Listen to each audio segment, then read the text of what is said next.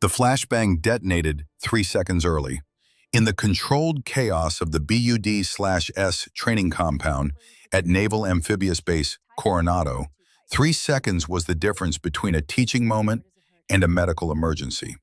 The explosive device, meant to simulate combat conditions for SEAL candidates practicing building clearance, malfunctioned in a way that sent shrapnel scattering across the training area in an unpredictable pattern.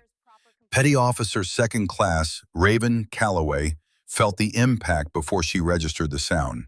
Something hot and sharp struck her left forearm with enough force to spin her partially around. Her medical kit, slung across her shoulder, took the brunt of another piece of metal that would have caught her in the ribs.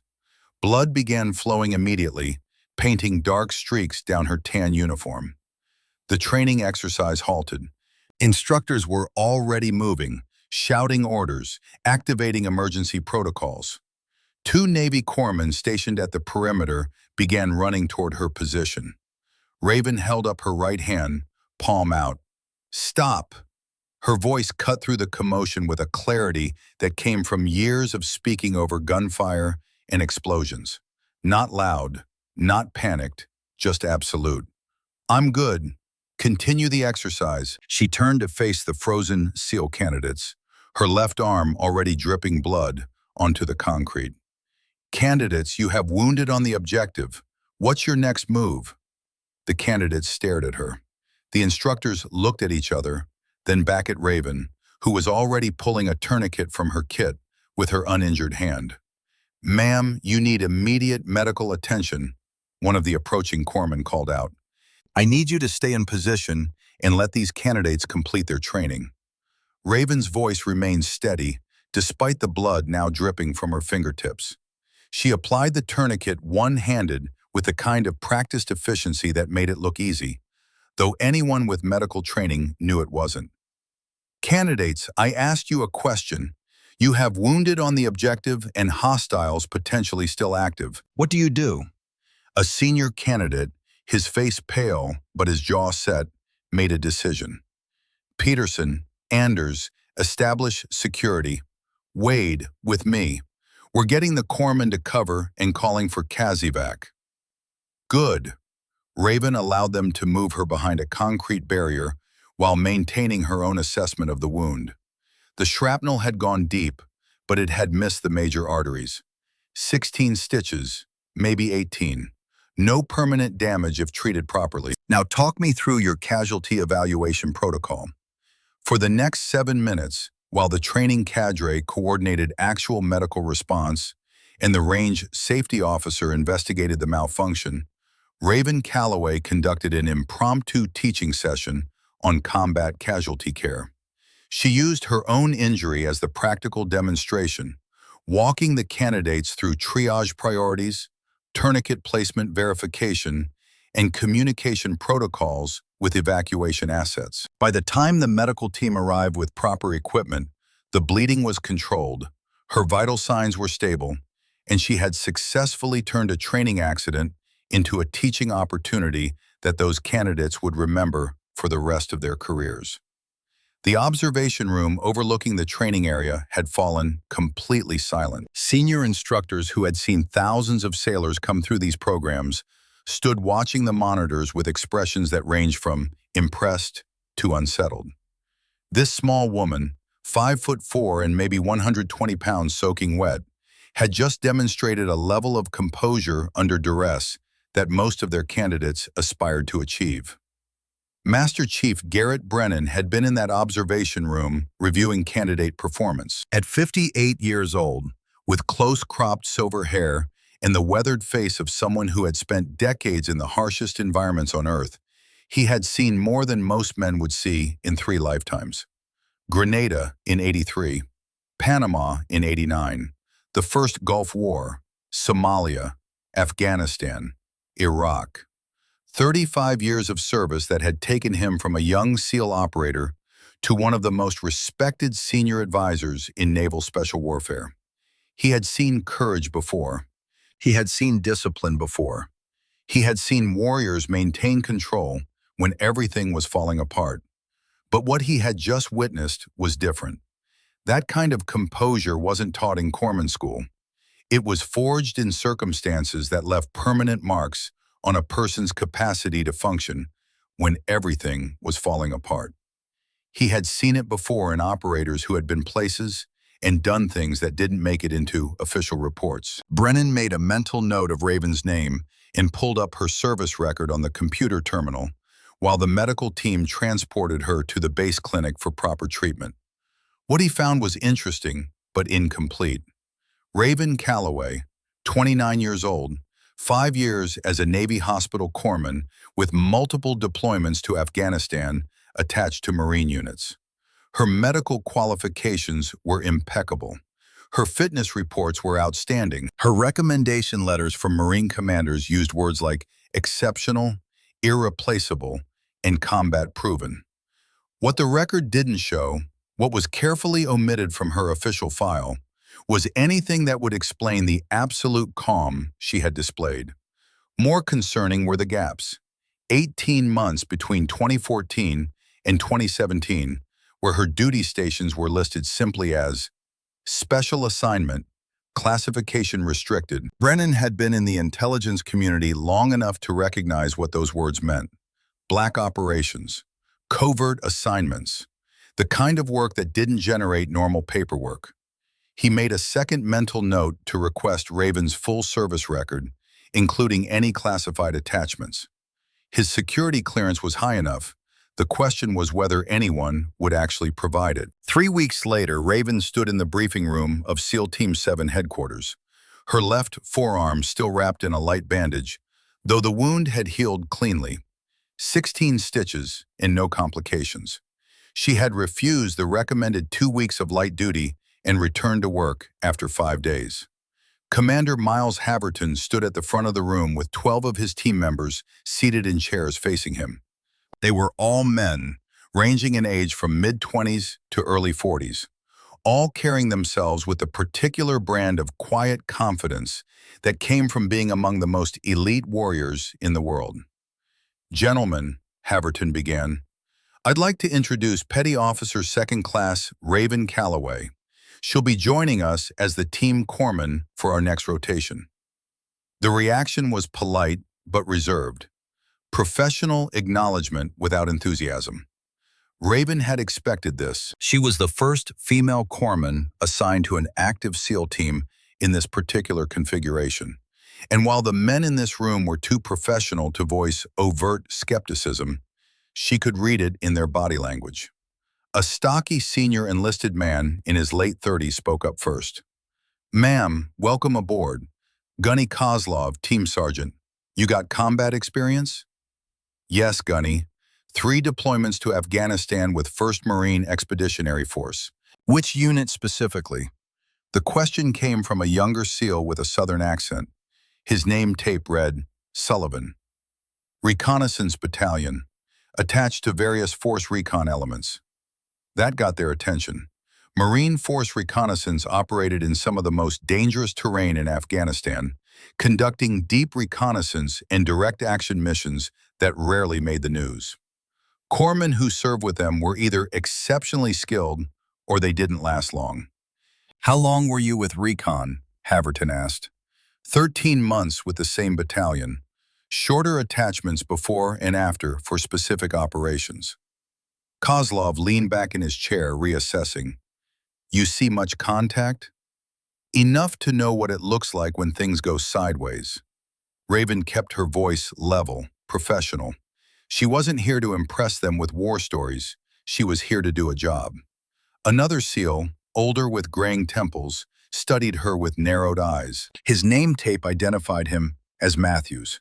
He had been with the teams for over 20 years and had developed an instinct for reading people that bordered on supernatural. "Petty Officer Calloway," Matthews said slowly, "what's the worst casualty situation you've handled in the field?" The room went quiet. It was a test question, but also genuine curiosity. How someone answered said a lot about their experience and their judgment. Raven met his gaze directly. "Ambush outside Sangin, 14 casualties over 22 hours, with limited supplies and no air support." stabilized 8 critical patients with improvised equipment while under sustained enemy fire. She paused, and when she spoke again, her voice was quieter. Lost 6 when our position was overrun during extraction. The silence that followed her answer was different from before. Every man in that room understood what she had just described, understood the calculations and compromises required to keep anyone alive under those conditions, understood the weight of losing 6 after fighting for 22 hours to save them. 8 made it out? Matthews asked quietly. 8 made it out. Haverton cleared his throat, bringing the briefing back to its official purpose. Petty Officer Calloway has been briefed on our operational tempo and training requirements. She'll be participating in all team activities, including physical training, weapons qualifications, and tactical exercises. She'll be evaluated like any other team member. Questions? Sullivan raised his hand. Ma'am, no disrespect intended, but can you keep up with Team PT? It was a fair question. SEAL physical training was notorious for its intensity, designed to maintain the extreme fitness levels required for their mission set. Raven was fit by any normal standard, but normal standards didn't apply here. Guess we'll find out tomorrow morning at 0500, she replied evenly. The next morning demonstrated exactly what she had meant. The PT session started with a 4-mile run at a pace that would have broken most recreational runners. Raven finished in the middle of the pack. Not the fastest, but far from the slowest. The strength circuit that followed was harder. She could do the pull-ups and push-ups, though her smaller frame meant she had to work harder to move the same weights during the lifting portion. By the end of the 2-hour session, she was exhausted, but still standing. Several of the SEALs were breathing hard themselves. Sullivan, who had asked about her fitness level, gave her a respectful nod as they headed to the showers. Not bad, Doc, he said, using the nickname that corpsmen traditionally earned in Marine and SEAL units. Not done yet, Raven replied, though privately she was grateful for the hot shower that would ease muscles already beginning to cramp. The real test came 3 days later during a training exercise in the California desert. The scenario involved a long-range patrol with the team moving through rough terrain while carrying full combat loads. Weapons, ammunition, water, and specialized equipment brought each man's pack weight to over 80 pounds. Raven's medical rig alone weighed 40 pounds, packed with supplies to handle everything from gunshot wounds to heat casualties to chemical exposure. On top of that, she carried her personal weapon, ammunition, water, and communications gear. Her total load was over 70 pounds on a frame that weighed less than 120. 10 miles into the patrol, as the desert sun reached its peak intensity and the temperature climbed past 100 degrees, Corporal Wade Sullivan started showing signs of trouble. He was a newer team member, 23 years old, still adapting to the extreme physical demands. His pace began to slow. His face went from red to pale. His movements became slightly uncoordinated. Raven noticed before anyone else. She quickened her pace to move up next to him, studying his gait and breathing pattern while maintaining her own position in the patrol formation. Sullivan, she said quietly, her voice pitched to carry only to him and the men immediately around them. How you feeling? Good to go, Doc. The automatic response of someone who had been trained never to show weakness. That wasn't a judgment. That was a medical assessment question. Answer honestly. Sullivan hesitated, then admitted, little dizzy, probably just need to hydrate. Raven watched his pupils, slightly dilated despite the bright sunlight. She noted the fine tremor in his hands and the way he was overcompensating for balance issues. Commander, request halt for medical check. Haverton called the patrol to a halt without hesitation. In the field, the corpsman's medical authority superseded rank when it came to health and safety issues. The team took security positions while Raven moved Sullivan into shade cast by a large rock formation. Talk to me, she said, pulling out a thermometer and blood pressure cuff from her rig. Really, Doc, I'm fine. Just pushed a little hard. Your pupils are dilated. You're showing impaired motor control and you're compensating for balance issues. That's not pushed hard. That's heat exhaustion approaching heat stroke. If I don't treat you now, you'll be unconscious in 30 minutes and potentially brain damaged if your core temperature keeps rising. She worked efficiently, checking his vital signs and pulling cooling packs from her medical rig. His core temperature was 103.5. Not critical yet, but trending in a dangerous direction. "You're done for today," she announced, then keyed her radio. "Base, this is Team 7. We have one heat casualty requiring evacuation. Non-critical but needs cooling and monitoring. Request vehicle pickup at our current grid." Sullivan started to protest, but Kozlov cut him off. "Doc says you're done. You're done. No arguments. We all push too hard in training at some point and learn why there are medical protocols." While they waited for the pickup vehicle, Raven continued treatment. She had Sullivan in the shade with cooling packs on his major arteries, forcing him to drink water with electrolyte tablets in small, frequent sips. She monitored his vitals every 5 minutes and logged everything in her medical notes. The other team members watched this process with growing respect. She hadn't hesitated, hadn't doubted her assessment, hadn't been intimidated by Sullivan's insistence that he was fine, or worried about looking overly cautious. She had made a medical decision and executed it with confidence. That evening, back at base, Haverton pulled Raven aside. "Good call today. Sullivan's temperature was still climbing when the vehicle got him back here. Medical says another hour in that heat and he would have been in serious trouble." "Just doing my job, sir. That's the second time I've seen you stay calm when things got complicated. The BUD/S incident and today. That kind of composure under pressure is unusual." He paused, studying her. "Your service record is very good, petty officer, but it's also very sparse on certain details. 3 deployments with Marine Recon, and I can only find official documentation for about half your time deployed." Raven's expression didn't change, but Haverton noticed a subtle shift in her posture, a tightening around her eyes that suggested he had touched on something she preferred not to discuss. "Some operations don't generate detailed paperwork, sir. I'm sure you're familiar with that." "I am, which is why I put in a request for your complete service record, including any classified attachments." Haverton's voice remained professional, but carried an edge of command. "I need to know who I'm working with.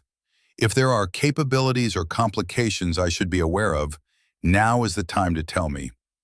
"Sir, I'm a corpsman. I keep people alive.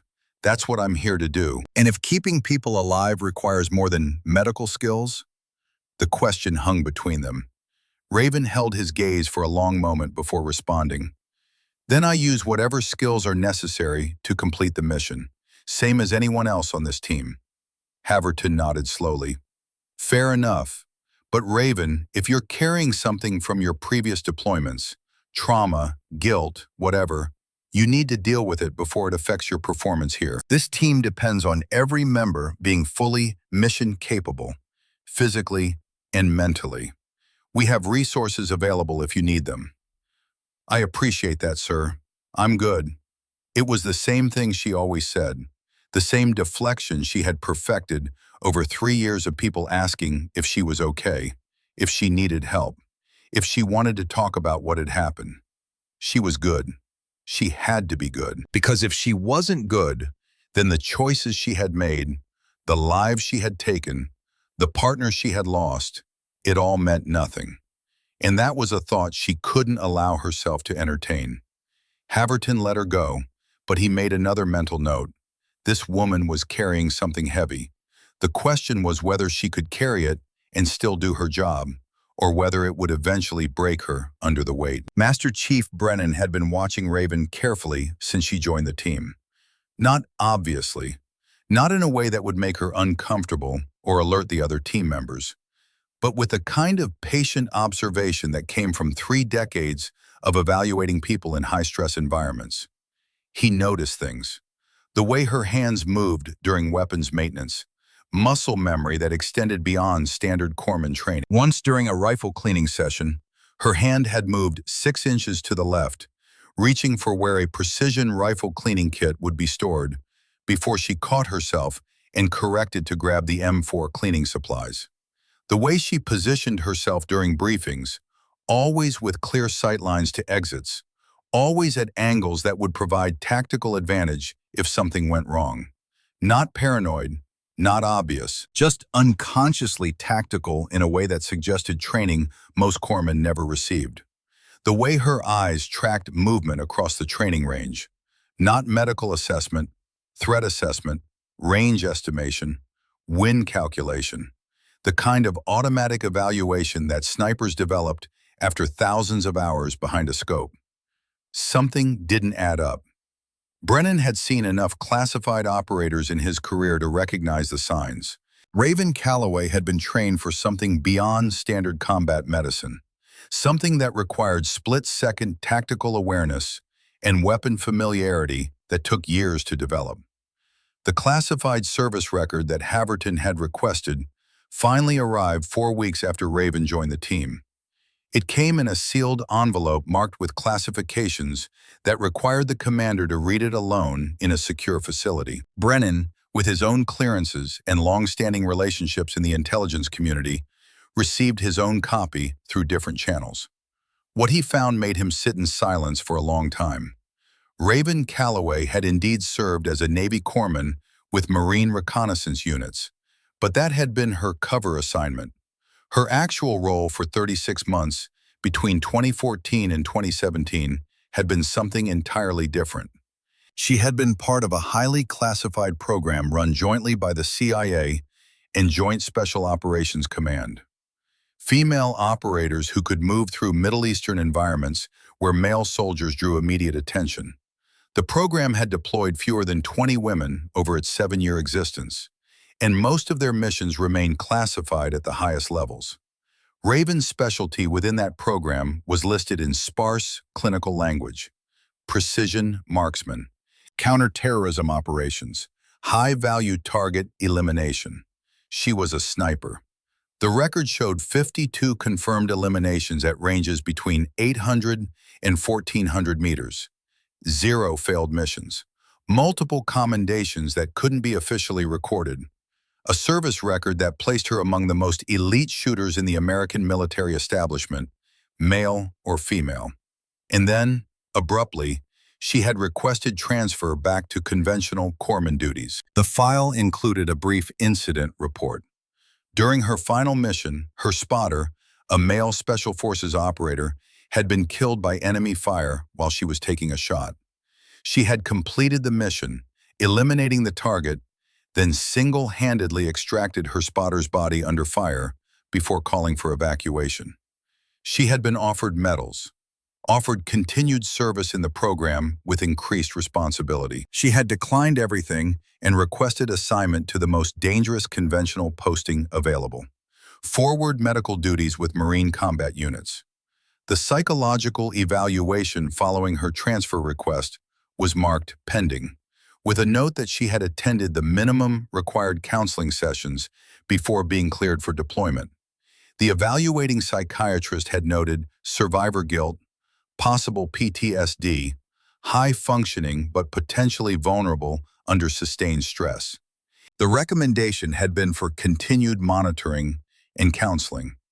There was no indication she had ever followed up with counseling. Brennan closed the file and sat in the secure reading room for several minutes. Now he understood. The composure under pressure, the tactical awareness, the way she moved through dangerous situations with a calm that seemed almost supernatural. She had been trained at the highest levels of military operational art, had been tested in circumstances that would break most people. And she had survived by learning to compartmentalize, to function despite trauma, to keep moving forward because stopping meant confronting things she wasn't ready to face. She was an asset, an incredibly skilled operator who could provide capabilities most corpsmen couldn't dream of. But she was also a potential liability. Because people who ran from their trauma instead of processing it didn't stop running. They just ran faster and harder until something broke. Brennan made a decision. He wouldn't share this information with anyone unless absolutely necessary. Raven had earned her position on this team through her demonstrated competence as a corpsman. Her classified past was just that, past. But he would reach out to her, not as a superior officer, not as someone trying to expose her secrets, but as someone who understood, because he carried his own weight from his own past. He found her 3 days later during her usual early morning workout. She was running on the base track, maintaining a pace that would exhaust most people, but was apparently her version of meditation. He waited until she finished her cool down before approaching. "Doc, got a minute?" They walked toward a quiet area near the training facilities. Raven knew what was coming. You didn't get pulled aside by the Master Chief for casual conversation. "I know what you were," Brennan said without preamble. "More importantly, I know what you're running from." Raven's jaw tightened, but she said nothing. "With respect, Master Chief, you don't know anything. Grenada, 1983. I was 23 years old. Lost my entire fire team in the first 48 hours. I was supposed to be with them. I was 50 meters back because I stopped to adjust my ruck. 50 meters that saved my life and cost them theirs." Brennan's voice was quiet, but steady. "I saw the tripwire. I hesitated for 2 seconds trying to figure out if it was actually a threat or just debris. 2 seconds. They walked into the kill zone, and I watched them die because I hesitated." Raven stopped walking and turned to face him. "I spent the next 10 years in medical roles," Brennan continued. "Thought if I saved enough lives, it would balance out the ones I lost. Thought if I worked hard enough, pushed myself hard enough, I could make up for those 2 seconds of hesitation." He met her eyes. "It doesn't work that way. You can't outrun guilt by exhausting yourself in service. You can only outrun it by facing it and making peace with it." "How did you make peace with it?" Raven's voice was barely above a whisper. "I didn't. Not for 20 years. I drank. I pushed people away. I punished myself with every deployment, every dangerous mission, every time I volunteered for something that might finally even the scales." Brennan paused. "Then I met someone who told me the same thing I'm telling you now. You can't erase the past by destroying yourself in the present. You can only honor the fallen by living fully, not just surviving." They stood in silence for a moment. "I'm not here to make you talk," Brennan said. "I'm not here to expose your past or make you relive your trauma. I'm here to teach you what took me 20 years to learn. How to carry the weight without letting it crush you." Raven looked away, blinking against tears that threatened to fall. "I don't know if I can." "Then let me help you figure it out. Not as your superior officer, as someone who's been where you are and made it out the other side." Raven nodded slowly. "Okay." It was the first time in 3 years she had admitted she might need help. The first crack in the armor she had built around herself since the day her spotter died. It wasn't healing. Healing would take much longer. But it was a beginning. And sometimes a beginning was enough.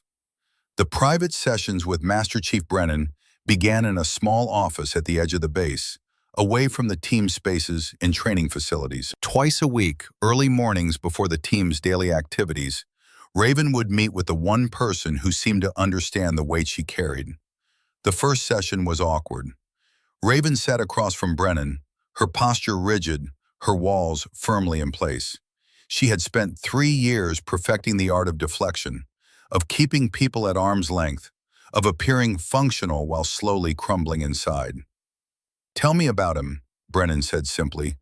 Raven stared at the floor. "His name was Marcus, Staff Sergeant Marcus Webb. Green Beret, 32 years old." Her voice was flat, clinical, as if she were reading from a report. "We were conducting reconnaissance on a high-value target in Damascus, September 2017. I was positioned for a shot. Marcus was my spotter." She paused, and when she continued, her voice cracked slightly. "We'd been in position for 6 hours, waiting for the target to appear. Marcus was telling me about his wife, about his daughter, Caitlin. She was 4 years old. He was showing me pictures on his phone between comms checks. Raven's hands clenched in her lap. The target appeared. I was lining up the shot. 1,200 meters. Wind was tricky. Marcus was calling adjustments. And then there was muzzle flash from a position we hadn't identified. An enemy sniper we didn't know was there. She closed her eyes. Marcus saw it before I did, half a second before. He pushed me, physically shoved me out of my position. The round that would have hit my head caught him in the neck instead. Silence filled the room. I took the shot anyway.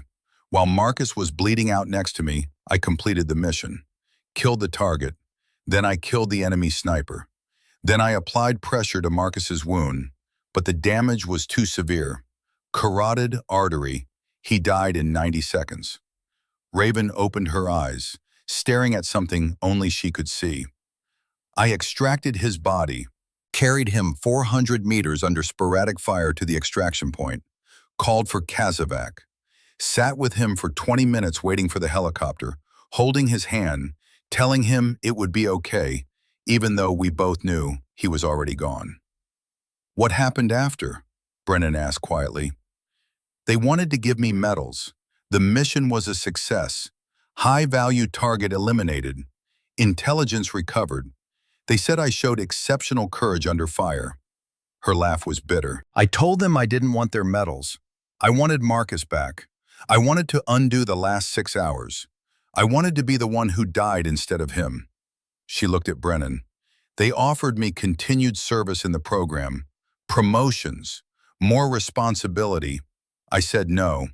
I requested transfer to the most dangerous posting they could give me, forward medical with Marine Recon. If I couldn't save Marcus, I'd save everyone else, every single person I could reach. Brennan nodded slowly. Did it work? Did saving others make up for losing him? No. The word hung in the air between them. Every person I saved just reminded me of the one I couldn't. Every successful treatment was another reminder that I had the skills to keep people alive, but I'd been too focused on taking a shot to notice the threat that killed my partner. Brennan leaned forward. Raven, I'm going to tell you something, and I need you to really hear it. Marcus's death wasn't your fault. I should have seen the enemy sniper. I should have been more aware of our surroundings.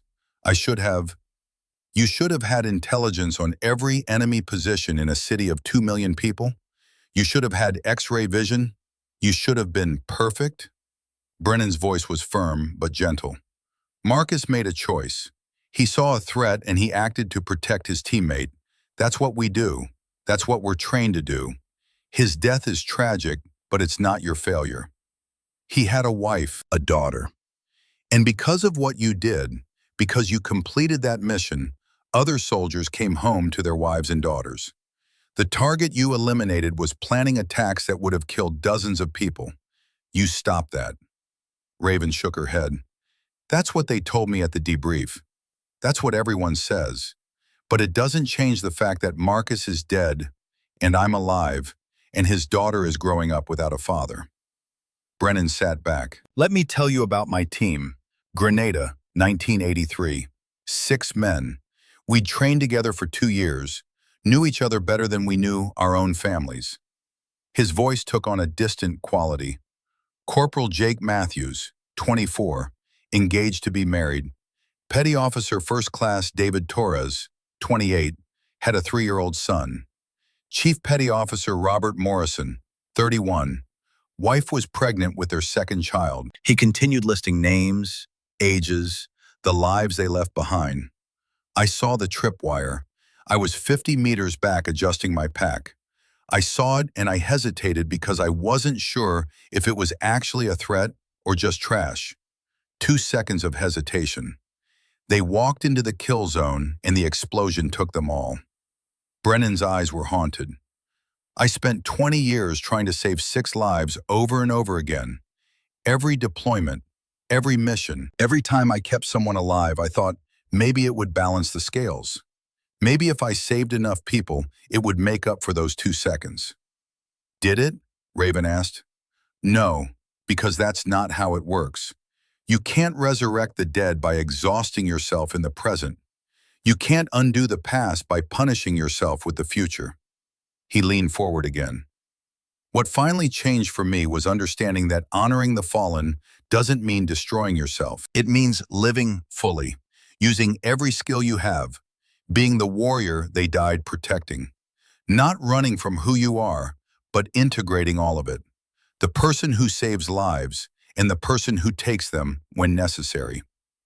Raven was quiet for a long moment. I don't know how to be both. Every time I think about picking up a rifle, I see Marcus bleeding. Every time I treat a casualty, I wonder if I'm missing the bigger threat because I'm too focused on the immediate problem. Then we'll work on it, together, one day at a time. The sessions continued over the following weeks. Slowly, carefully, Brennan helped Raven begin to unpack the trauma she had been carrying alone for 3 years. It wasn't therapy in the clinical sense. It was one warrior helping another navigate the impossible weight of survival. 4 weeks into their sessions, deployment orders came down. Afghanistan, 3-month rotation, training and advisory mission with Afghan National Army units, with secondary tasking for counterterrorism operations against high-value targets. Raven's hands shook when she read the orders. She found Brennan that evening. I can't go back. Not to the desert, not to where it happened. Brennan looked at her steadily. Syria and Afghanistan aren't the same place. They're close enough. The heat, the dust, the compound walls, the constant threat. I'll see him everywhere. Then this is where you prove you're stronger than your ghosts. Raven's voice rose. What if I'm not? What if I freeze up when the team needs me? What if someone dies because I'm having a flashback to Damascus? What if you don't? Brennan's voice remained calm. What if you go back and you discover that you can function in that environment? That Marcus's death didn't break you, it made you more capable. I don't feel more capable. I feel broken. You're not broken. You're wounded. There's a difference. Broken things can't function. Wounded things can still fight. They just hurt while doing it. He stood and walked to the window. I was terrified before my first deployment after Grenada. Thought I'd panic. Thought I'd get more people killed. But I went anyway, and I discovered that I could still operate. The fear was there, the guilt was there, but I could still do my job. He turned back to her. You're going to Afghanistan. You're going to face your fears, and you're going to discover that you're stronger than you think you are. The team deployed in early June. The heat of Kandahar province hit Raven like a physical blow as she stepped off the transport aircraft. The temperature was already over 100 degrees, and the air tasted of dust and diesel fuel and something else. A particular quality of danger that combat zones carried like a signature. For the first week, Raven struggled. Every compound wall reminded her of Damascus. Every time she set up medical equipment, she saw Marcus's face. Every night, she woke from dreams where she was back in that hide position, watching him die over and over again. But she functioned. She conducted daily sick calls for American and Afghan personnel. She maintained the team's medical supplies. She participated in training exercises and mission planning. The fear and the grief were constant companions, but they didn't paralyze her. Brennan, who had deployed with the team as a senior advisor despite his age, checked on her regularly. How are you holding up? I'm here. I'm functional. That's not what I asked. Raven was quiet for a moment. Every morning I wake up and decide I'm going to get through one more day. That's all I can manage. One day at a time. That's enough. One day is always enough. The mission that would change everything came down on a Tuesday morning in late June. Intelligence had located a Taliban commander in a compound approximately 40 kilometers northwest of their forward operating base. The target was responsible for multiple IED attacks against coalition forces and was meeting with subordinates to plan an operation targeting a nearby Afghan government facility. The mission was straightforward on paper. Insert before dawn, conduct reconnaissance, confirm target identification. If authorized, eliminate the target and any immediate threats. Extract before local security forces could respond. Standard direct action mission for an experienced SEAL team. The team briefing included the usual elements: intelligence summaries, terrain analysis, insertion and extraction plans, contingency protocols. Raven attended as she always did, taking notes on medical considerations and preparing her aid kit for potential casualties. Weather forecast shows clear skies, low winds, Commander Haverton said, pointing to a map display. Insertion by helicopter 3 kilometers from target compound. We'll move in on foot. Establish overwatch positions here and here. He indicated ridgelines overlooking the target.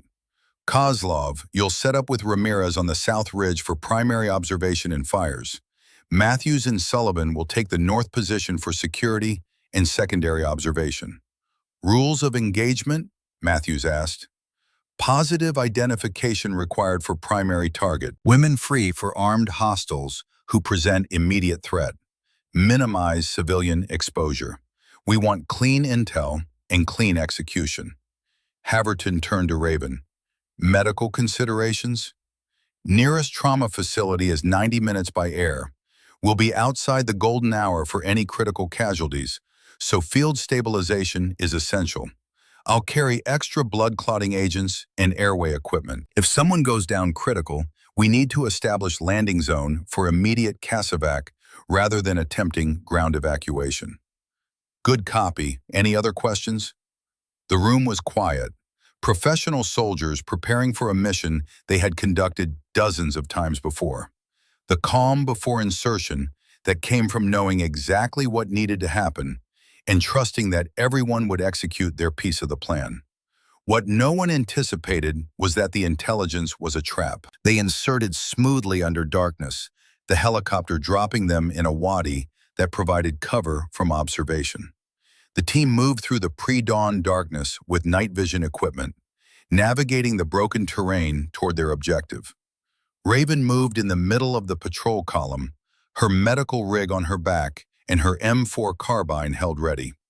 The desert landscape around her was eerily similar to the terrain outside Damascus, where Marcus had died. Every shadow seemed to hold threats. Every sound made her heart rate spike. Not again, she thought. Focus. Breathe. Be here now, not there then. The first hint of trouble came when they were still 2 kilometers from the target compound. Kozlov, leading the patrol, held up a fist. The team froze in place, each member scanning their assigned sector, while Kozlov consulted his GPS and compared it to the satellite imagery on his tablet. "Boss," he whispered into his radio, "I've got fresh tracks. Multiple individuals, military-age males, moving perpendicular to our route of advance within the last 4 hours." Haverton moved up to Kozlov's position and examined the signs. Footprints in the dust, disturbed rocks, broken vegetation. A group of at least 8 to 10 people had moved through this area recently, and their route suggested they were patrolling rather than traveling to a specific destination.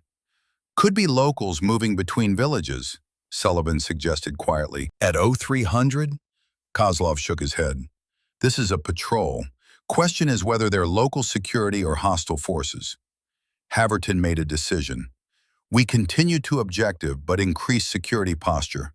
Kozlov, take point with thermal optics. Sullivan, bring up rear security. Everyone stay sharp." They continued moving, but the entire team's alertness had increased. What had been a routine movement through familiar terrain types now carried an edge of uncertainty. Raven felt her breathing quicken. This was how it had started in Damascus. The small anomalies, the subtle wrongness that you couldn't quite identify until it was too late. She forced herself to focus, to be present, to trust her training and her team. They established their overwatch positions as planned. Kozlov and Corporal Diego Ramirez with their precision rifles on the south ridge. Matthews and Sullivan on the north ridge for security. Haverton, Brennan, and 4 others in a central position that would allow them to respond to either flank. And Raven, positioned behind a rock formation that provided cover while giving her line of sight to both Overwatch elements. Dawn broke slowly, the sun rising over distant mountains and painting the desert in shades of orange and gold. The target compound came into view as the light increased. A typical Afghan structure with high walls surrounding multiple buildings arranged around a central courtyard. "I've got movement," Ramirez reported quietly over the radio. 5 military-age males in the courtyard, armed with AK variants. Positive ID on primary target. He's the one in the gray dish dash talking on a cell phone. Haverton watched through his spotting scope. "Confirm primary target. Stand by for authorization." The team waited while Haverton contacted their tactical operations center. The radio exchange was brief and professional. "Clearance granted for primary target. Minimize civilian casualties. Clear to engage on commander's authority." "Ramirez, you have authorization for—" The world exploded. The ambush was perfectly executed. Taliban fighters who had been hidden in spider holes and concealed positions opened fire simultaneously from 3 sides. Machine gun fire raked the ridgelines where the Overwatch teams were positioned. RPG rounds detonated against rocks near the central element. What had appeared to be a routine compound with a single high-value target revealed itself to be a carefully prepared kill zone. The intelligence had been a setup. The Taliban commander hadn't been planning an operation. He had been bait, positioned to draw American forces into an ambush against an enemy who knew exactly where they would establish observation positions. "Contact left, contact right, multiple hostiles with crew-served weapons." The radio exploded with urgent transmissions as the team responded to the coordinated attack. Kozlov and Ramirez were pinned down on their ridge, unable to move without exposing themselves to machine gun fire from a position they hadn't known existed. Matthews and Sullivan were taking accurate fire from another hidden position. The central element was caught in a crossfire that prevented movement in any direction. And then Ramirez screamed, "I'm hit! Right shoulder, can't move my arm!" Raven's training took over instantly. She assessed the tactical situation with automatic precision that came from years of operating in exactly these circumstances. Ramirez was approximately 100 meters from her position, exposed to enemy fire, with a potentially life-threatening wound. Standard procedure was to wait for the team to suppress enemy fire before moving to treat casualties. But standard procedure assumed you had the capability to suppress enemy fire. Right now they were pinned down and outgunned. "Doc, stay in cover," Haverton ordered over the radio. "We need to establish fire superiority before—" "Ramirez, talk to me." Raven cut across the transmission. "Where's the hit? Are you still in the fight?" "Right shoulder, through and through. I can't work the rifle." Which meant their primary precision shooter was combat ineffective. Their ability to engage targets at range had just been eliminated at the moment they needed it most. Raven made a calculation based on factors she shouldn't have been capable of calculating. Enemy gun position relative to Ramirez's location, angles of fire, dead space created by terrain features, estimated range to hostile forces, wind speed and direction. The machine gun position was approximately 820 meters from her current location. Elevated position, 2 shooters behind hardened cover. It was keeping Kozlov and Ramirez pinned down and would eventually kill them both. Someone needed to eliminate that position, and Raven Calloway was the only person on this team who could make that shot. For 3 years, she had promised herself she would never pick up a precision rifle again, had promised Marcus's memory that she was done with that life, had promised herself that she would be a healer, not a killer. But 6 Marines had died in Sangin because she hadn't been able to save them. Marcus had died in Damascus, and she would be damned if she was going to let more people die when she had the skills to prevent it. "Kozlov," she transmitted, her voice absolutely calm despite the chaos erupting around them. "Can you reach Ramirez's rifle?" "Negative, it's 3 meters outside our cover and we're taking accurate fire."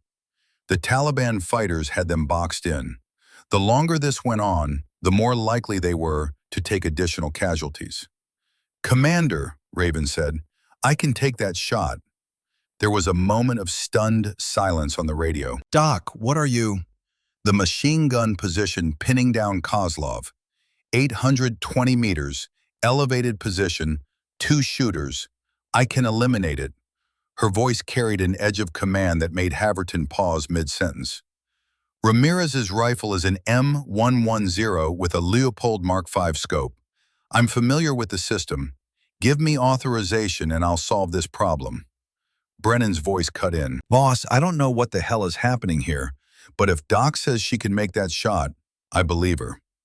Haverton made the kind of decision that combat leadership required, trusting his people, even when he didn't fully understand the situation. "Kozlov, can you get that rifle to Doc?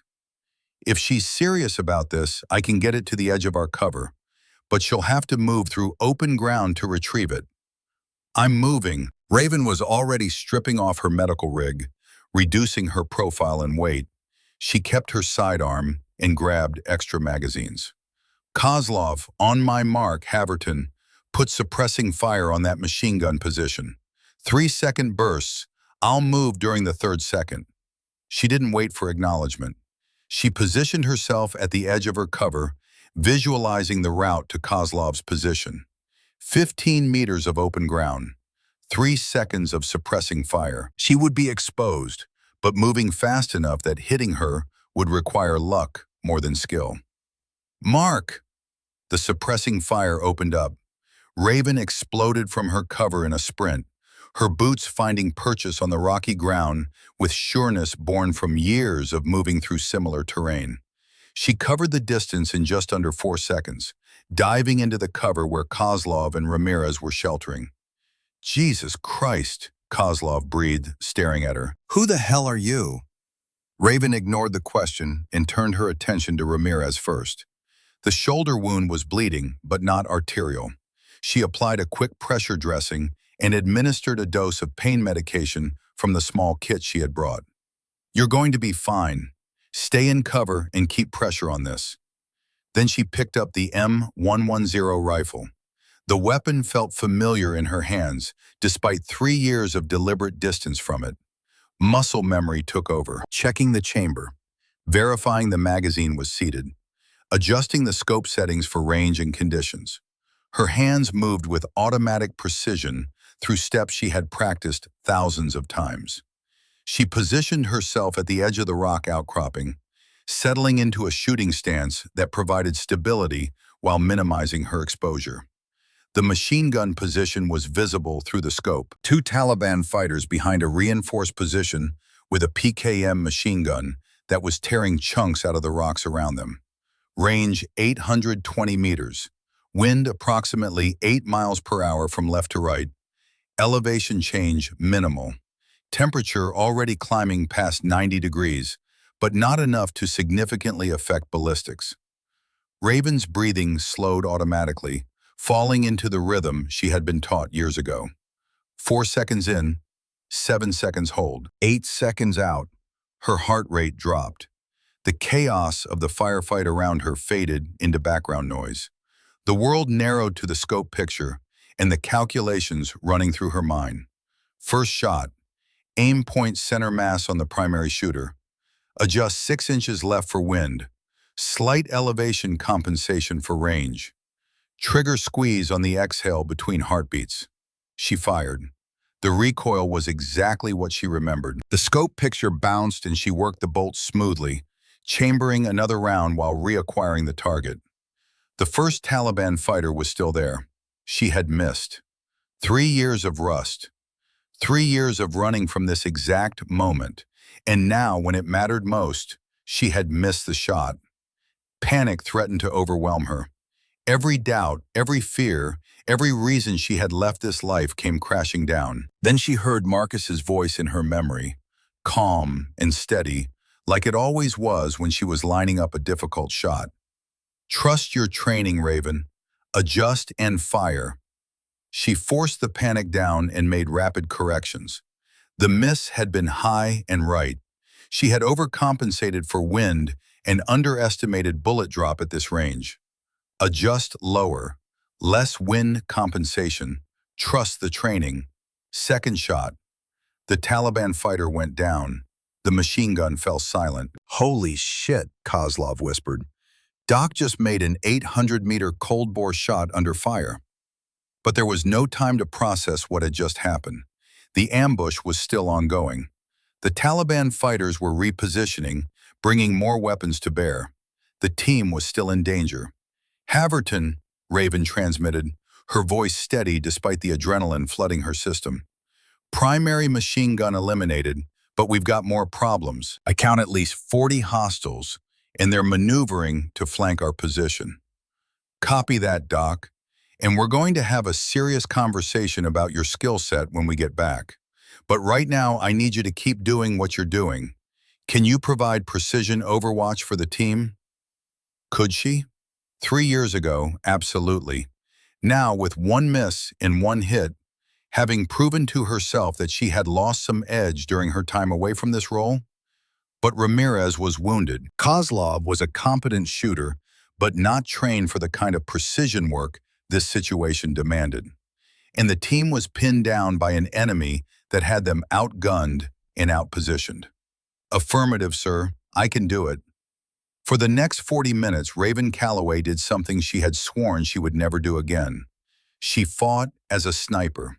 Not a corpsman who happened to be holding a rifle, but a trained precision shooter conducting military operations at extended range. She eliminated a spotter who was directing mortar fire toward the team's position, engaged 2 fighters who were attempting to flank Matthews and Sullivan, suppressed an RPG team that was lining up a shot on Haverton's element. Each shot was deliberate, calculated, executed with the cold efficiency that had made her effective in her previous role. And each shot felt like breaking the promise she had made to Marcus. Felt like becoming the person she had tried to leave behind. Felt like admitting that maybe you couldn't escape who you were, no matter how hard you tried to become someone else. By the time helicopter gunships arrived to provide close air support and suppress the remaining Taliban fighters, Raven had fired 19 rounds and scored 17 hits at ranges between 600 and 1,000 meters. The team extracted with only one serious casualty, Ramirez's shoulder wound, which would require surgery but wasn't life-threatening. They flew back to base in stunned silence. Every member of the team was processing what had just happened. Their corpsman, the quiet professional medical technician who had been with them for 2 months, had just performed as an elite precision shooter under combat conditions that would challenge the most experienced snipers. When they landed and began offloading equipment, Kozlov approached Raven with a mixture of awe and confusion on his face. "Doc, what the hell just happened out there?" Raven was securing the M110 rifle, her movements mechanical and precise. "I did what needed to be done to bring everyone home alive." "That's not an answer. That was some seriously high-level shooting. Where did you learn?" "Gunny, with all due respect, I need to check on Ramirez and make sure he gets proper treatment. We can talk about this later." She walked away before he could press further, but she knew the conversation was only postponed. "You didn't demonstrate that level of capability and then disappear back into anonymity." The team had questions. Commander Haverton definitely had questions, and she was going to have to provide answers. Commander Haverton's office in the operations center was a plywood box with a desk, 2 chairs, and a wall covered in maps and intelligence reports. He was standing when Raven entered 30 minutes after the team had returned from the mission, and his expression was carefully neutral. "Sit down, Petty Officer Calloway." She sat, her posture military perfect, despite the exhaustion creeping through her system. Combat always left her drained, but it was a different kind of tired than the everyday fatigue of training. This was the tiredness that came from making life and death decisions under pressure, from becoming, once again, the person she had tried so hard to leave behind. Haverton leaned against his desk, arms crossed.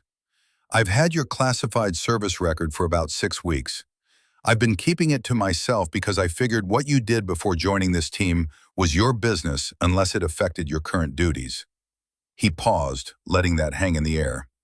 Today, what you did before became very relevant to your current duties. So I think it's time we had an honest conversation about exactly who Raven Calloway is and what capabilities you bring to this team. Raven kept her gaze steady. Sir, I'm a corpsman. I keep people alive. That's my primary function. Raven, Haverton's use of her first name stopped her mid-deflection. You just made 17 hits out of 19 shots at extended range under combat stress. You demonstrated tactical awareness and shooting skills that put you in the top percentile of American military snipers. And based on your classified record, you were part of a CIA JSOC program that deployed female operators in counterterrorism roles. He pulled out her file and opened it to a specific page. 52 confirmed eliminations over 36 months. 0 failed missions. Multiple high-value targets eliminated in operations that remain classified. Specialist in urban and rural precision shooting, trained by some of the best instructors in JSOC. Haverton closed the file and looked at her directly. Why did you leave that program? Raven was quiet for a long moment. The question wasn't unexpected, but it still hit hard because answering it meant confronting things she had spent 3 years trying to avoid confronting. My spotter was killed during my last mission, she said finally, her voice carefully controlled. We were conducting reconnaissance on a high-value target in Damascus. I was positioned for a shot when we took unexpected fire from a position we hadn't identified. Marcus, my spotter, he pushed me out of the line of fire and took the round that would have hit me. She could still see it, could still hear the sound of the bullet impact and Marcus's sharp intake of breath, could still feel the weight of his body as she tried desperately to stop the bleeding from a wound that was already fatal. I completed the mission, eliminated the target, extracted Marcus's body, but afterward, I couldn't do it anymore. Couldn't take shots knowing that someone else was depending on me to keep them safe while I was focused on the target. Couldn't trust myself to make the right decisions when making decisions meant someone might die. So you requested transfer to combat medicine. I requested transfer to something where my job was saving people instead of killing them, where success meant everyone came home instead of me coming home and someone else didn't. Haverton processed this information, understanding the psychology even if he didn't entirely agree with the logic. And today, when you picked up that rifle, what were you thinking? I was thinking that Ramirez was wounded, Kozlov was pinned down, and this team was about to take casualties because we didn't have the capability to engage threats at precision range.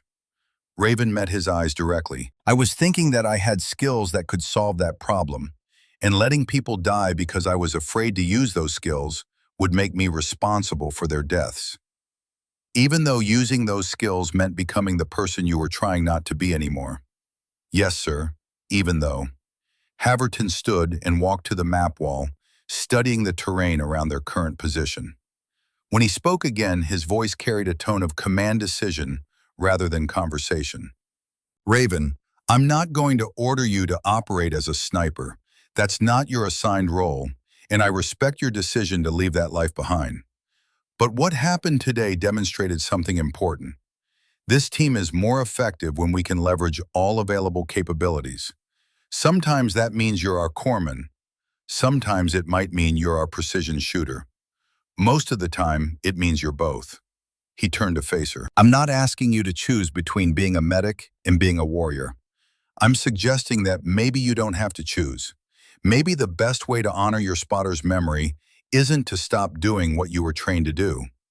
Maybe it's to use all your skills, medical and tactical, to make sure more people come home alive. Raven sat with that for a moment. The idea of integration rather than separation, of accepting that she could be both things, healer and warrior, without betraying either role. It was a perspective she hadn't considered before, because the pain of Marcus's death had made her see those roles as mutually exclusive. Sir, I'm not sure I can trust myself in that role anymore. Today I missed my first shot. 3 years ago, I never would have missed.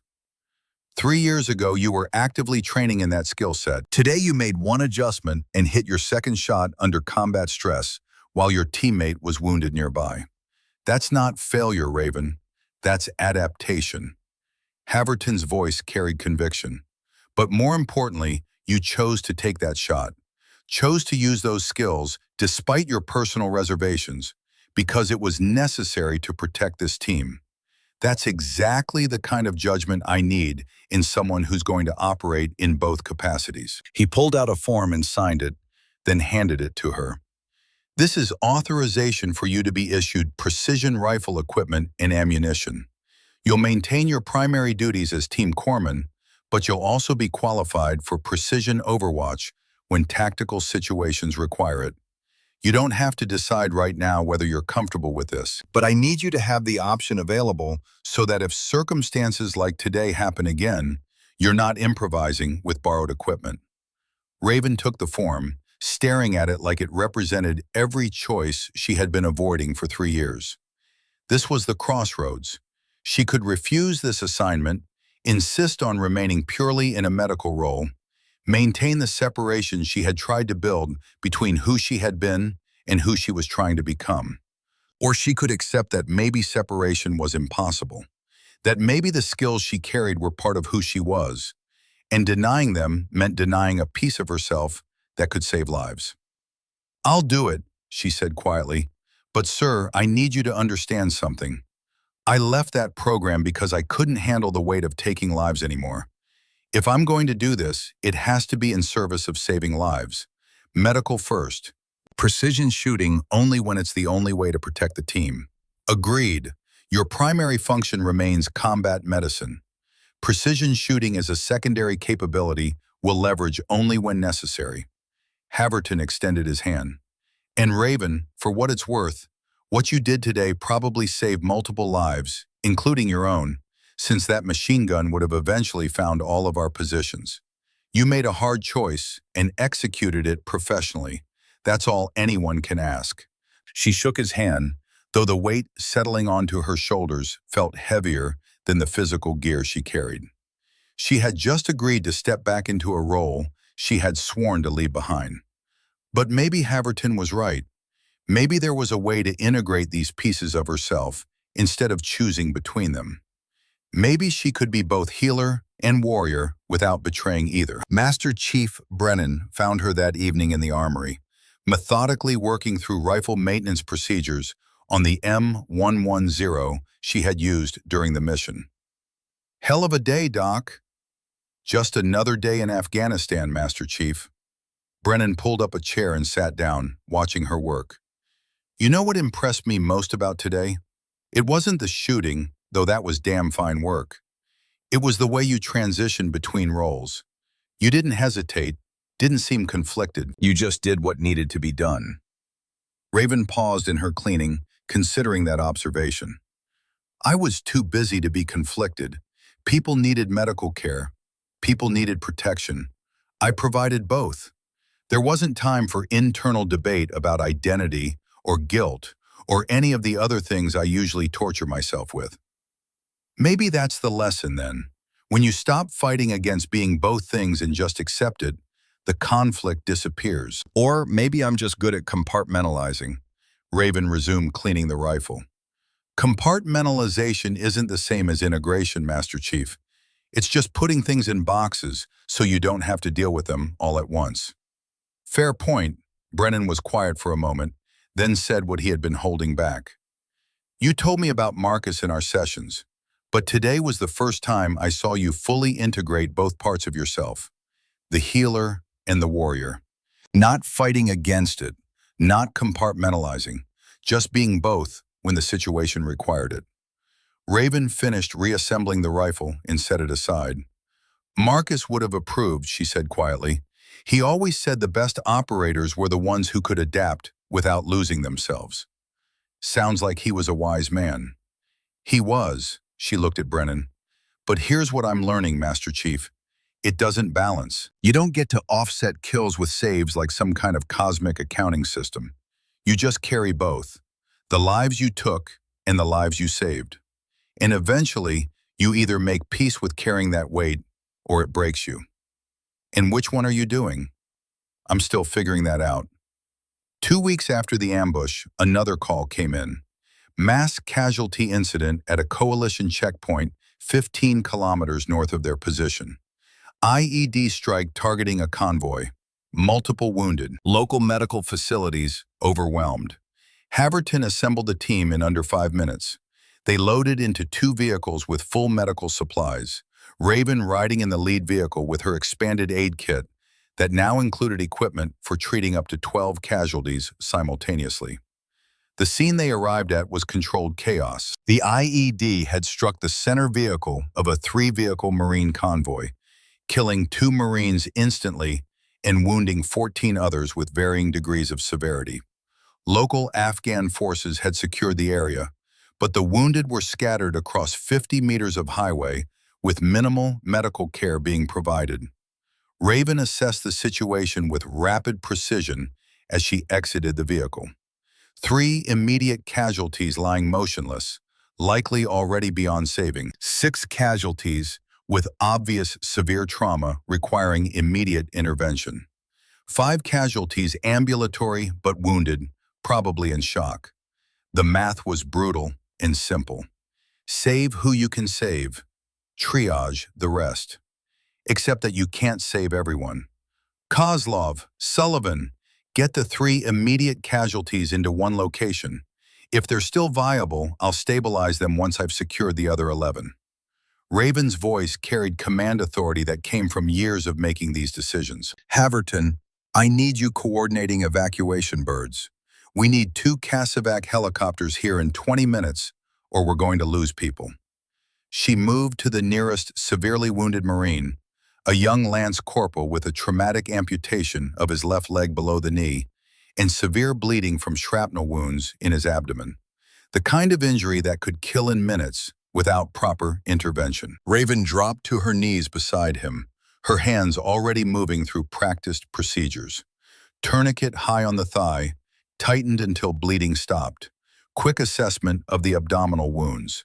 Penetrating trauma, likely hollow organ injury, but no active arterial bleeding. IV access established in his right arm, fluids running wide open to combat shock.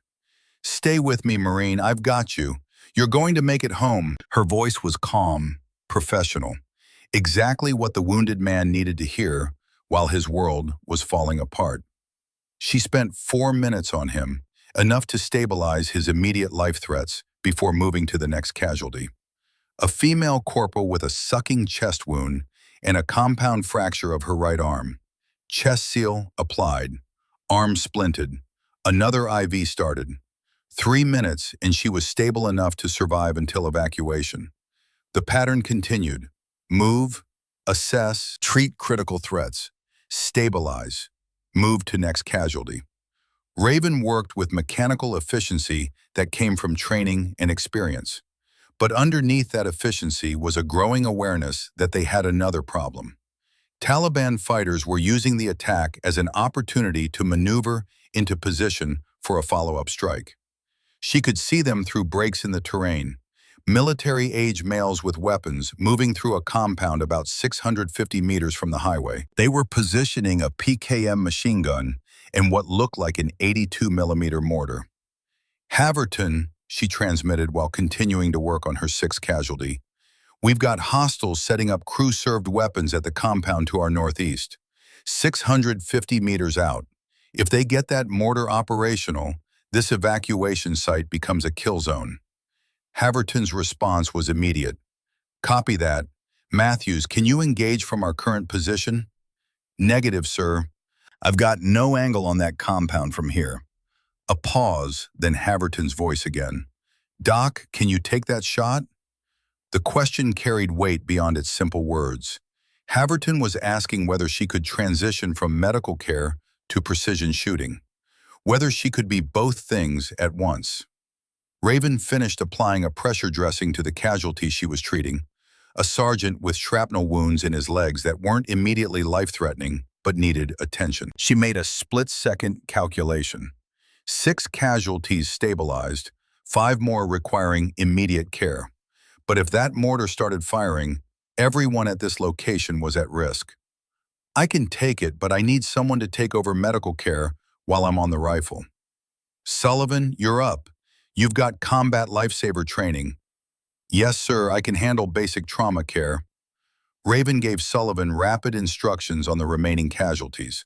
What to prioritize, what could wait, when to call her back if something became critical. Then she retrieved her precision rifle from the vehicle and moved to a position that provided both cover and a clear line of sight to the enemy compound. The Taliban fighters were working quickly, setting up their weapons with practiced efficiency.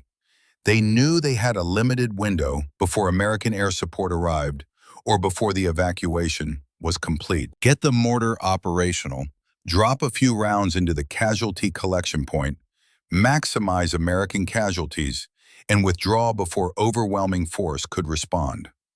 Raven settled into her shooting position, the rifle butt pressed firmly against her shoulder. 650 meters, slight uphill angle, wind approximately 10 miles per hour from right to left. 2 primary targets, the mortar team leader and the machine gunner. She controlled her breathing, let her heart rate slow, and aligned the crosshairs on her first target. The Taliban fighter was crouched over the mortar, adjusting its elevation. She had perhaps 30 seconds before he would be ready to fire. First shot. The fighter dropped, his body going limp as the 7.62 millimeter round found its target center mass. The other Taliban fighters immediately scattered, seeking cover, but the machine gunner stayed at his weapon, trying to bring it to bear on the American position. Raven worked the bolt, chambered another round, reacquired her target. Second shot. The machine gunner fell. 2 hostiles down, she reported calmly. Remaining fighters are seeking cover. Stand by. She waited, patient and still, knowing that panic often caused people to make mistakes. Sure enough, after 30 seconds, one of the Taliban fighters broke cover and ran toward a different position. He made it 3 steps before Raven's third shot ended his movement. The remaining fighters went to ground and stayed there, clearly deciding that exposing themselves to engage an American sniper was suicidal. Threat neutralized, Raven transmitted, returning to medical duties. She slung the rifle across her back and returned to the casualty collection point. Sullivan had done well. He had kept the most critical casualties stable and had properly triaged the others. But there was still work to be done. Raven moved between patients with renewed focus, adjusting IVs, checking bandages, administering pain medication where appropriate. She was a corpsman again, her brief stint as a sniper already compartmentalized and set aside. The evacuation helicopters arrived 18 minutes after Haverton's initial call. Raven coordinated the loading, ensuring the most critical casualties were prioritized and that each bird had proper documentation on what treatments had been provided. She flew out with the first helicopter, continuing care during the 20-minute flight to the nearest surgical facility. All 14 casualties survived. 2 required extensive surgery and months of recovery, but they lived. And the Marines who had witnessed Raven's performance, both as a medic saving lives and as a sniper protecting the evacuation site, spread the word through the theater of operations. The Navy corpsman who could do both, who could save your life with medical skill and protect your life with precision fire, who moved between roles with a seamlessness that defied the usual categorizations. 6 months after returning from deployment, Raven Calloway stood at a podium in the San Diego Convention Center, looking out at an audience of more than 200 people. Military medical personnel, combat arms instructors, special operations planners, and senior leadership from across the Defense Department. She had been invited to present at the Military Medicine and Tactics Integration Conference, a gathering focused on breaking down traditional barriers between different military specialties. Her topic was dual-role operations, medical and precision fire capabilities in the same operator. It had taken her months to agree to this presentation. Months of counseling sessions with a psychologist who specialized in military trauma, sessions that Master Chief Brennan had insisted on as a condition of her continued service in the dual role. Slowly, painfully, she had worked through the guilt of Marcus's death and the complicated relationship she had with her own capabilities. She had learned that integration wasn't about resolving all conflict, but about accepting that she could hold seemingly contradictory truths simultaneously. That she could be a healer and a warrior, that she could save lives and take them, that she could be exceptional at her job while still carrying deep wounds. "Good afternoon," she began, her voice carrying clearly through the auditorium. "My name is Chief Petty Officer Raven Calloway. I serve as a corpsman with SEAL Team 7, and I'm here today to talk about something that makes a lot of people uncomfortable: the integration of medical and combat roles in the same individual." She clicked to her first slide, which showed statistics on combat casualty survival rates when medical care was provided within the first 5 minutes of injury. Traditional military doctrine separates roles. You're a corpsman or you're a shooter, a healer or a warrior. Medical personnel are generally prohibited from engaging in offensive combat operations under Geneva Convention protections. This separation makes sense in many contexts, but in modern special operations environments, rigid role separation can cost lives. The next slide showed a scenario diagram from the mass casualty incident she had responded to. 6 months ago, my team responded to an IED attack, 14 wounded Marines requiring immediate care. While I was treating casualties, enemy fighters began positioning crew-served weapons to attack our evacuation site. Traditional doctrine said I should focus on medical care and let other team members handle the enemy threat. But tactical circumstances required precision shooting capability we didn't have available. She clicked to the next slide. I transitioned from treating casualties to eliminating the enemy threat, then returned to medical care. All 14 casualties survived. The enemy attack was prevented, and I violated every traditional boundary between medical and combat roles in doing so. The audience was silent, processing what she had just described. Raven could see varied reactions, some nodding in understanding, others looking uncomfortable with the implications. I'm not advocating for abandoning Geneva Convention protections or turning all medics into shooters. What I'm suggesting is that in specialized units conducting high-risk operations, we should consider expanding our definition of what's possible. That the skills required for precision shooting, emotional control, stress management, decision-making under pressure, are many of the same skills required for combat medicine. She spent the next 30 minutes presenting data from her deployment, analysis of similar situations from other conflicts, and proposals for training programs that could develop dual-role capabilities in select personnel. The presentation was professional, well-researched, and challenging to conventional wisdom. During the question and answer session, a senior Army surgeon raised his hand. "Chief Calloway, what you're describing is impressive, but I'm concerned about the psychological impact of asking medical personnel to take lives. How do you reconcile those roles internally?" It was the question she had been expecting and dreading, the one that didn't have a simple answer. "Sir, I'll be honest, it's hard. I struggled with it for years before accepting this dual role, and I still struggle with it sometimes. But here's what I've learned through counseling and experience. Humans are capable of holding complexity. We can be compassionate healers and effective warriors. We can value life deeply and still recognize that sometimes protecting lives requires taking them." She paused, choosing her next words carefully. "The key isn't pretending there's no conflict. It's accepting that the conflict exists and developing frameworks to manage it. For me, that means medical care is always my primary function. Precision shooting only happens when it's necessary to protect lives and when no other option exists. That boundary helps me maintain clarity about my core identity and purpose." Before the surgeon could follow up, a voice called out from the back of the auditorium. Ma'am, I have a question. Raven looked up and froze. Standing in the rear of the room was a man in his late 20s wearing an EMT uniform. Tall, fit, with dark hair and serious eyes that she would have recognized anywhere. Landon Webb, one of the 8 survivors from that Sangan ambush 3 years ago. One of the Marines she had kept alive through 22 hours of hell, while 6 others died around them. "Do you remember me?" he asked quietly, but his voice carried in the silent auditorium. "Yes." Raven's voice was barely above a whisper. "I remember." Landon walked down the center aisle toward the front of the room. Every person in the audience had gone completely still, sensing that they were witnessing something important.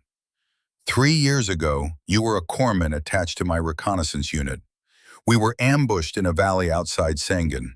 22 hours under fire. 14 of us went into that valley. Only 8 came out." He reached the front and stood facing her. "You kept me alive that day. When I begged you to stop, when I said I was done, you wouldn't quit. You kept working on me even when supplies ran out, even when it seemed hopeless." Tears were streaming down Raven's face now. All the professional composure she had maintained throughout her presentation, breaking under the weight of this unexpected confrontation with her past. "I'm sorry," she whispered. "I'm so sorry I couldn't save the others. I should have done more. I should have—" "Stop." Landon's voice was gentle, but firm. "You saved my life. You saved 7 other lives. You did everything humanly possible under impossible circumstances. And the 6 we lost, they died because of enemy action, not because you failed." He pulled out his phone and held it up so she could see the screen. The photo showed a little boy with dark curly hair and a brilliant smile, maybe 3 years old, holding a toy truck and laughing at something off camera. "This is my son. His name is Marcus Webb." Landon's voice cracked. "We named him after the man you told me about, the man who died saving you. You talked to me for 22 hours while treating me and the others. You told me about your spotter, about how he pushed you out of the way and took the bullet meant for you. You said Marcus would want you to save every person you could." The auditorium had gone completely silent. 200 military professionals watching a moment of profound healing unfold in front of them.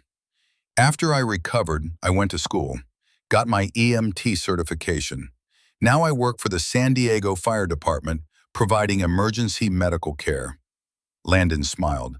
"Because of you, I'm here. I have a son. I save lives. That ripple you created, it keeps spreading forward." He stepped closer and lowered his voice so only Raven could hear. "The 6 we lost would be proud of what you built. This isn't just about that one day anymore. It's about every day since. Every person you've helped, every life you've touched. That's the legacy they left through you." Raven couldn't speak, could barely breathe. 3 years of guilt and grief and self-punishment were crashing against this unexpected absolution from someone who had been there, who had survived because of her efforts, who had built a life from the second chance she had given him. They embraced, and the applause that filled the auditorium wasn't the polite, professional acknowledgement that usually followed conference presentations. It was recognition of something deeper, the acknowledgement of sacrifice and service, and the healing that could come from confronting past trauma instead of running from it. After the conference ended, Raven, Landon, and several members of SEAL Team 7 gathered at a quiet restaurant near the waterfront. Master Chief Brennan and Commander Haverton had both attended her presentation and had witnessed the reunion with Landon. "So," Haverton said after they had ordered drinks, "I'm guessing this wasn't planned." "I had no idea he'd be there," Raven admitted. "I haven't seen or talked to any of the survivors since we were extracted from that valley. I saw the conference announcement 2 weeks ago and decided I needed to come," Landon explained. "Needed to tell you what your refusal to quit meant. Not just for me, but for everyone my life has touched since then." He pulled out his phone again and showed more photos. His wedding, his son at various ages, family gatherings, A life fully lived because one corpsman had refused to accept that anything less than total effort was acceptable. You know what got me through the really hard times? Landon continued. Remembering that you didn't quit, that even when everything was falling apart and we were losing people and it seemed hopeless, you just kept working, kept fighting, kept believing that the next person could be saved, even if the last one couldn't. That example, that refusal to give up, that's what I carry forward. Raven listened to him talk about his life, about his son, about the work he did as an EMT, and slowly something shifted inside her. The guilt didn't disappear. It probably never would entirely, but it changed shape, transformed from a crushing weight into something more like a foundation, a reminder of what was at stake, a motivation to keep doing better. I've been running from that day for 3 years, she said quietly, using work to avoid processing it, trying to save enough people to balance the 6 I lost. But Landon, seeing you, hearing about your son, her voice caught. Maybe the point isn't balance. Maybe the point is just to keep moving forward, to honor them by living fully instead of just surviving. That's exactly what they'd want, Landon agreed. I've thought about them too, the 6 we lost in that valley. And you know what I think they'd say if they could see what you're doing now? They'd say you're exactly where you should be, using every skill you have to save lives, not limiting yourself because of fear or guilt, but integrating all of you into something stronger. The evening continued, stories being shared, laughter mixing with tears, as wounds that had been carried alone for too long finally found space to be examined in community. By the time they parted ways, Raven felt lighter than she had in 3 years. Not healed. Healing wasn't a destination, but an ongoing process. But lighter, more whole, more capable of carrying what needed to be carried without being crushed by its weight. 1 year after that deployment, Raven Calloway stood in the training facility at Naval Base Coronado, watching 15 Navy corpsmen and Army medics participate in the first iteration of the dual-role medical operations course. The program she had proposed in her conference presentation had been approved, funded, and implemented. She was the lead instructor, with Master Chief Brennan serving as senior advisor. The students were selected from medical personnel who had expressed interest in expanding their capabilities and who had passed rigorous psychological screening. They came from various units and backgrounds, but they all shared a common trait. They wanted to be more effective in austere combat environments where traditional role separation could cost lives. "All right, everyone," Raven called out, bringing the class to attention. "Today we're conducting a practical exercise that will test your ability to transition between medical care and precision shooting under stress. You'll respond to a simulated casualty scenario. While you're treating the casualties, hostiles will appear in designated positions. You'll need to assess whether the threat requires precision engagement, transition to shooting if necessary, eliminate the threat, and return to medical care, all within a time window that reflects actual combat conditions." She looked around at the faces watching her, some nervous, some confident, all serious about the training they were receiving. "Before we begin, I want to make something clear. The skills you're learning here are exceptional. Very few medical personnel will ever need them, but in those rare situations where they are needed, they can mean the difference between everyone coming home and losing people because you didn't have the right capabilities at the right moment." She paused, thinking about that valley 3 years ago, about Marcus dying while she took the shot that would complete the mission, about Landon and his son named Marcus. "I'm not going to lie to you. This dual role is hard. It challenges everything you've been taught about medical ethics and the separation of healing from harm. You will struggle with it internally. You will have moments where you question whether you can be both things, and that's okay. That struggle means you're thinking carefully about weighty questions." She looked directly at each student in turn. "The only thing I ask is that you don't let the struggle paralyze you when lives are on the line. Your job is to save lives. Sometimes that means medical intervention. Sometimes it means neutralizing threats before they can cause casualties. Most of the time, it means being smart enough to know which response the situation requires. The training exercise commenced. Raven watched her students work through the scenarios, making decisions, learning from mistakes, developing the mental flexibility required to operate effectively in both roles. Some struggled. A few excelled. Most fell somewhere in between, capable but needing more refinement. Master Chief Brennan joined her at the observation point, watching the exercise unfold. "You've built something important here, Raven. This program is already getting attention from other units. Special Forces wants to send students. Marine Corps is asking about implementing something similar. It's not about me, Master Chief.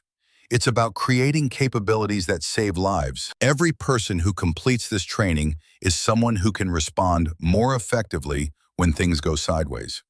That ripples forward in ways we'll never fully see. Like a certain EMT in San Diego and his son."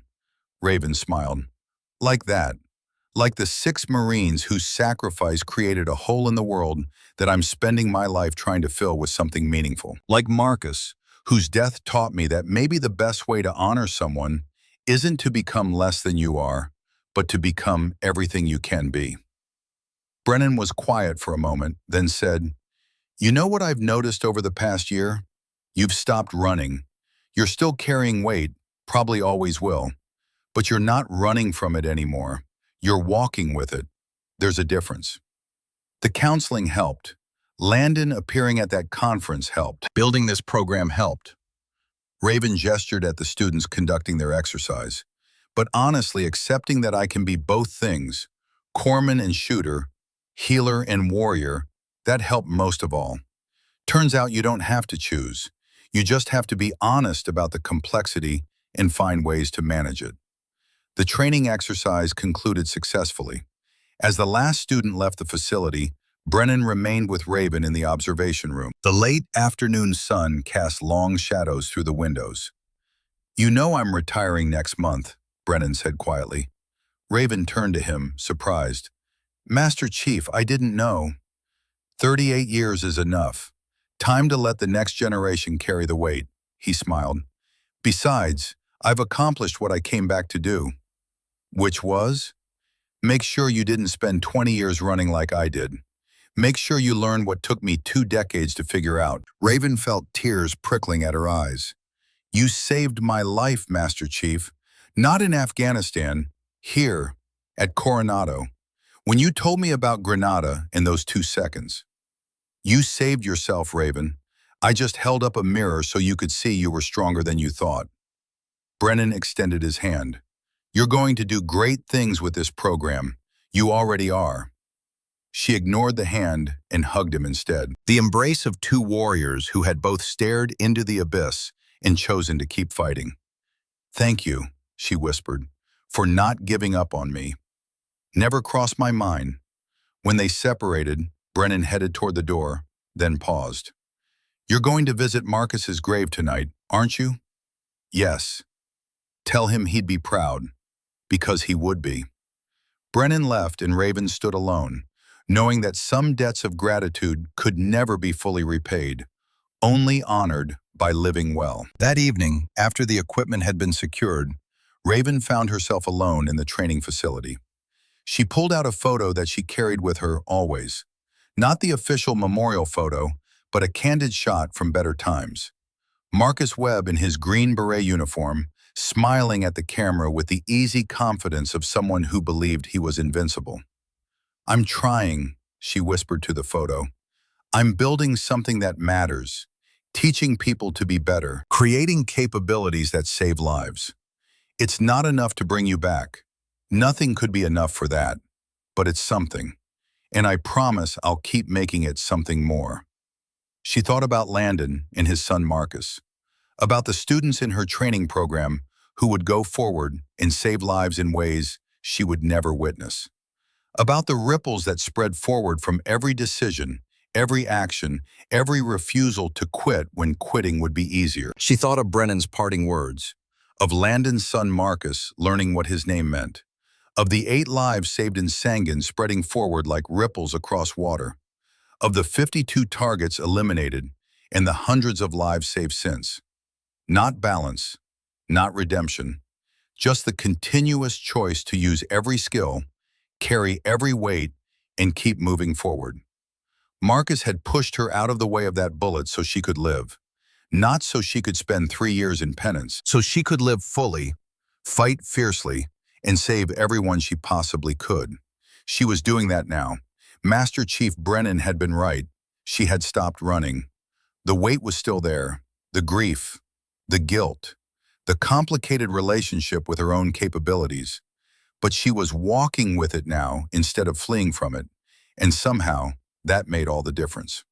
Raven Calloway left the training facility as the sun set over San Diego, painting the sky in shades of gold and orange. Tomorrow would bring new challenges, new students to train, new questions to answer about how to integrate roles that seemed contradictory but weren't. But tonight, for the first time in 3 years, she felt something approaching peace.